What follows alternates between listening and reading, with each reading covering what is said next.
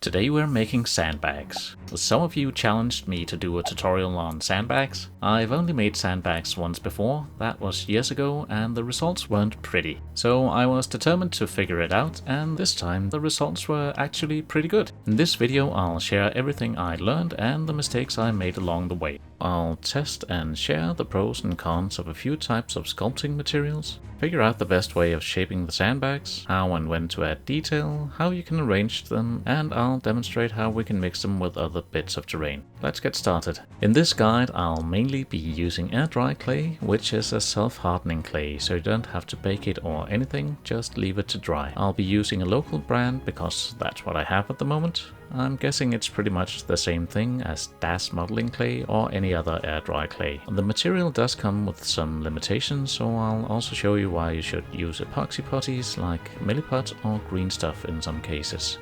The basic way of making sandbags out of air dry clay is to grab a lump of clay, roll it into a sausage, squish it flat and cut it into pieces.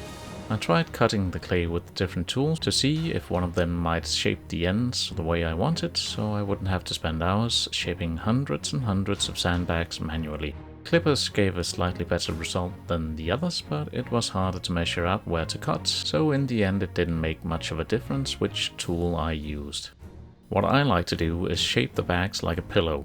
When you cut them, the ends are a bit ragged and you have some sharp angles. To give it a softer look, I squeeze down the ends and pull out the corners. This, of course, takes a bit of time. It's not much for an individual sandbag, but if you're going to make hundreds of them, you don't want to spend too much time on each sandbag. I had an idea to how I might make them faster. I started out by rolling the clay into a pancake.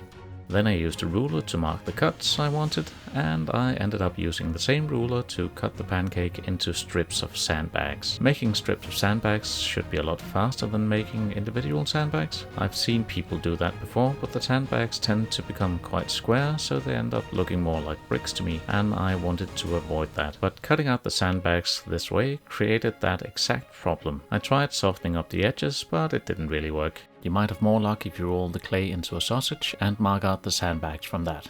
I decided I'd rather spend the extra time and make my sandbag fortifications out of individual sandbags. So how do you make sure the sandbags are the same size? Here's a trick I learned from Mel the Terrain Tutor. If you haven't already, check out his channel. I'll put a link in the description. You take a piece of masking tape and stick it on your table. Then you're going to draw 3 lines that you'll use as a template for the width of your clay. The lines show how wide the clay should be before and after you flatten it. I want my sandbags to be around 10 mm wide, so I'm making the smaller measurement 7 mm. This was just a guess, but it worked out. You can also add length measurements on the template so you know how long each sandbag should be. I went with 15 mm. Then you roll out your clay until it fits inside the 7 mm gap. I use a transparent ruler for this next part, but you can just use your fingers. Then you push down the clay until it fills the 10 mm gap. Now you can simply cut out your sandbags and they'll have an even size. A good way to add some detail on these basic sandbags is to add stitching. I wanted to try out this sewing tool called a tracing wheel. It's quick, but I didn't like the look, so I'm going to go with the classic method, which is simply cutting a seam with a knife from corner to corner. For extra detail, I'm poking stitches across the seam with my knife, which has a broken tip. I'll do the same things on all 4 sides of the sandbag. This is just to add an extra level of detail and to better sell the look of a sandbag. If you're aiming for realism, this isn't the way to go. I'll go into more detail why that is throughout the video. There are lots of different ways of arranging sandbags. Anything from precisely stacked walls of evenly filled sandbags set up by engineers with machines, to piles of sandbags hurriedly filled with whatever's around by panicked soldiers under machine gun fire. It all depends on the purpose and circumstances. You can arrange the sandbags pretty much however you want. I'm not too worried about realism, so I'll just give you a couple of examples of what I find practical to build and cool to look at, and I'll show you a few things to consider. To make life difficult for myself, I decided to try my hands at making a double-walled sandbag fortification. I started by laying out the front wall of sandbags end to end, using a couple of minis to assess how big I wanted the wall to be. I also wanted it to have sides, so I made sure to arrange the corners so I could make a staggered pattern in all 3 dimensions. This way the sandbags should interlock and give the fortification some stability. Then I laid down the sandbags for the back wall. Before adding the next layer of sandbags to the fortification, I made seams and stitches in all the sandbags for the sake of detail. If you're going for realism, you probably wouldn't do this, because sandbags are made from a folded piece of cloth, so they only have a seam on the bottom and on one side. And you'd have that facing away from gunfire, so there's less risk of the bag tearing open. But I wanted to show some details on these to sell the look of a sandbag. It's easy to cut too deep, but you can just run a finger over it to close it up. In fact, you can soften a lot of detail work that way. Before adding the next layer of sandbags, I add some water to the lower layer with a paintbrush. The water will dissolve the surface of the clay, making them stick to one another. If you're making a fortification in this style with square corners and staggered sandbags, you're going to run into the problem that you'll need half-length sandbags here and there. In real life, you can of course just put less sand in the bag, so you can also just make a shorter clay sandbag. Then I repeated the same steps a bunch of times. At the ends of this fortification, I just kept the overhang, because I like the human element it brings to it. I really like the look of this fortification, but it took a lot longer than I expected, and I spent about half of the air-dry clay making this single fortification. You could halve the time and material spent by simply making the fortification with a single wall.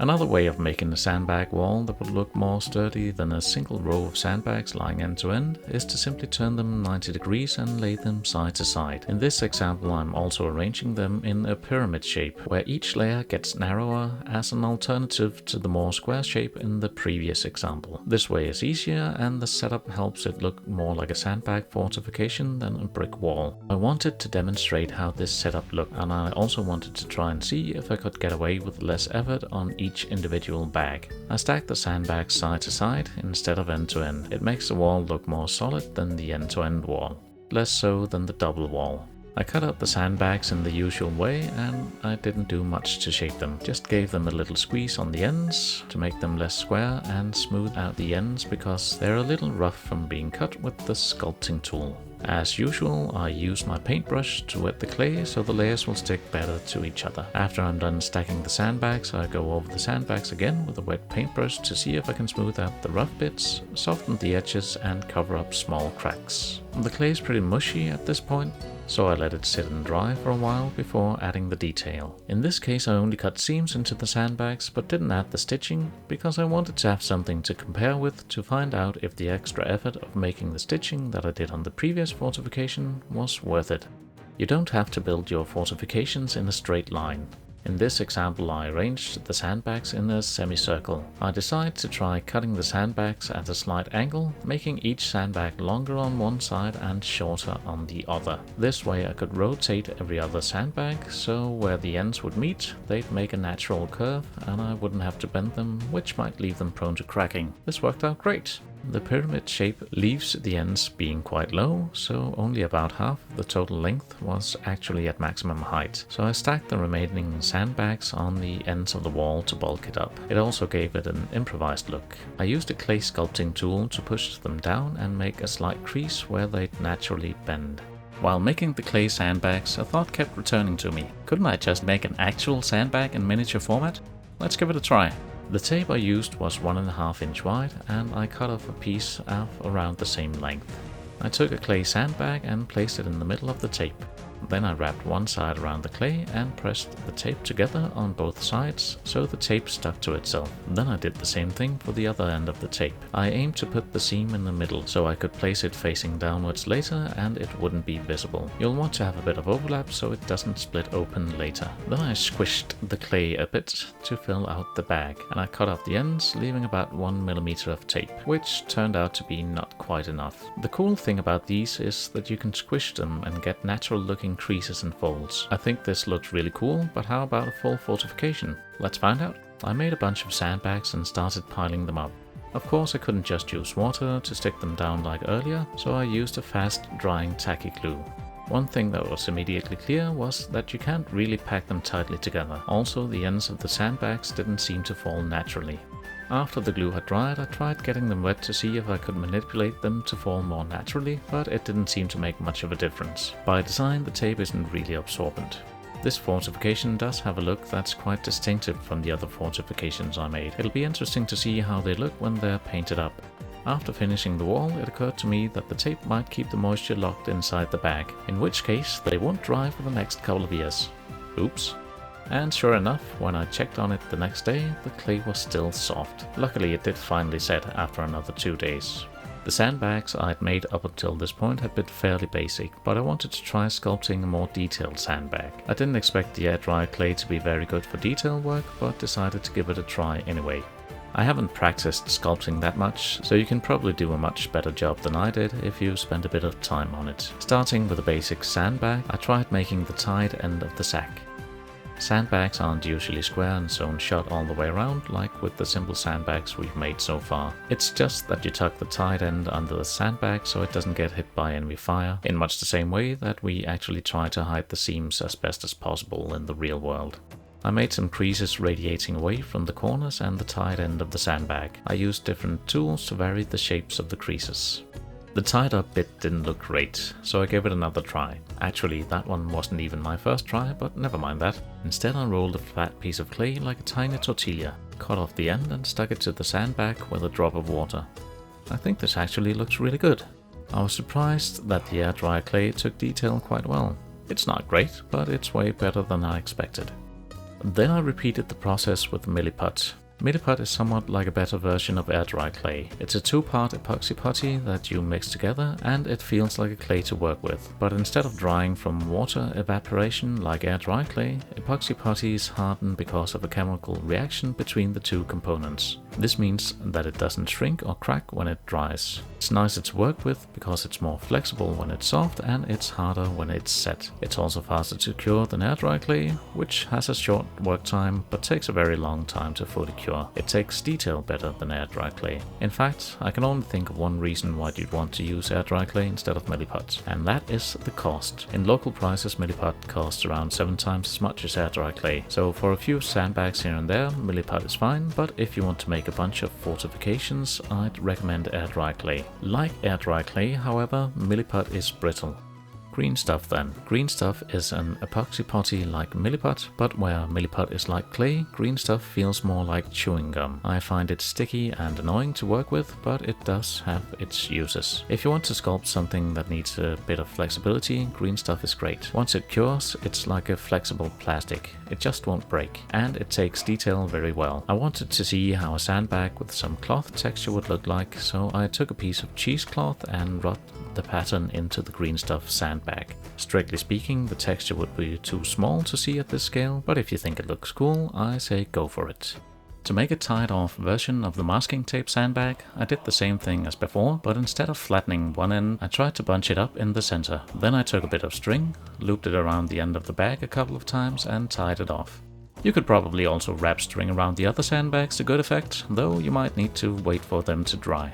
So these are the detailed sandbags I made. The one on the left was my first try and it's not pretty, but the next ones became increasingly better and I'm actually quite satisfied with how the last ones look. It's good to keep in mind that terrain for wargaming is going to take some abuse, so some things that you might use for a diorama can't take the punishment in a tabletop wargame. Even though I quite like the detailed sandbags made of air dry clay, they broke to almost no pressure. The same thing happened with the Milliput one, though it needed slightly more force. Perhaps it might survive if you sculpted it on top of something that can support the thin bits. The green stuff sandbag, however, is another matter. I could easily bend it without anything happening to it whatsoever. This was by far the fastest and easiest of the detailed sandbags I made, and it's not going to break easily.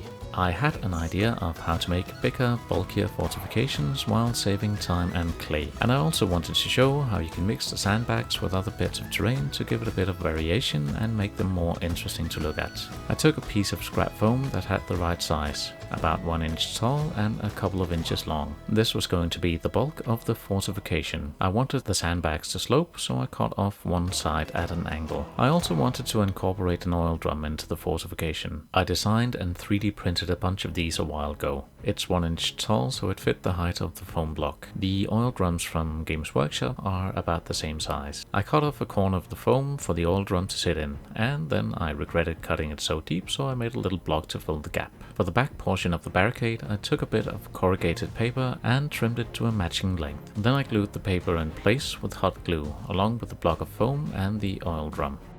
I had an idea to save some time and a bit of clay by splitting the sandbags down the middle. After all, you'd only be able to see the sides of the sandbags and the structure would be supported by the foam. But it also made it more fiddly to stack the sandbags. Also, I forgot to water the clay between each layer, so that didn't help. What I didn't think of before starting was that I couldn't place the sandbags in the same pattern around the corners without revealing that the sandbags were halved. But I decided to do it anyway and figure out a way to hide it afterwards. In one end I just stacked up some sandbags without them interlocking. It wasn't a great solution, but I doubt anyone will notice once they're on the gaming table. And of course I carved a seam on the sandbags for that extra detail. Before moving on, I gave the whole thing a coat of thinned PVA to make everything stick together. To hide the other end of the fortification, I wanted to cover it with some camel netting. I measured out a piece of cheesecloth that would be large enough to cover the barricade. Then I dipped it in thinned PVA glue and wrung out most of the glue. I folded it in half, draped it over the end of the barricade so it hit the foam, and then I made another fold in the cloth. I added a couple of poles to the corrugated metal sheets by cutting off small pieces of wood skewers and gluing them in place with tacky glue. I added another one later on. Once it dried, I realized that yet again I'd made a mistake. Remember how I told you that air-dry clay contracts when it dries? Well, that's what happened. And since the sandbags are stuck to the top but not the bottom, it actually lifted the sandbags off the ground. Whoops. Since I also have the plastic barrel and the cheesecloth, I can't just cut off the foam. It's not that noticeable from a normal viewing angle, so I'll just ignore it. If you wanted to hide the gap, you could just put it on the base and cover the gap with your ground texture or some flock. Lastly, I wanted to try to add some battle damage to a sandbag. I took a basic sandbag and carved some seams and stitches into it. Then I poked a bullet hole in the side of the sandbag and used the tool to pry out the edges of the bullet hole. This was quite a large hole, so I thought some of the sand would have spilled out. So I pushed the clay down to make a soft depression towards the bullet hole. A bullet hole won't usually cause the sandbag to drain, depending on where the hole is and what the sandbag is filled with. A sandbag fortification wouldn't be of much use if it deflated completely after being hit by a few bullets. Bullets aren't the only things flying around a battlefield, so I wanted to make a bigger gash, like as if a piece of shrapnel tore through the sandbag and ripped it open. I started by making a rough groove. I also tried to make it look like the cloth on the edges of the tear had folded outwards from the impact. Then I went back and forth a bit, refining the battle damage. Once again, I was quite surprised at how well the air-dry clay took the details, since air-dry clay tends to fall apart when you bend or stretch it. These portions of the detail will easily break, so if you want to do something like this, I'll recommend you use green stuff. It took just over 4 minutes to make this battle damage for someone who's never tried it before. It's a shame that I didn't try to do this to begin with, so I could have added battle damage to all the fortifications. The next time I make sandbags, I definitely will. You can find sandbags in any color, but they're typically made from white or green plastic, but I wanted to paint them in a more classic burlap light brown. I plan on making some modular trenches where I'll use some of the techniques I learned in this video. Subscribe to the channel if that's something you want to see. I hope this guide was helpful. Thank you so much for watching, have a great day, and I'll see you in the next one.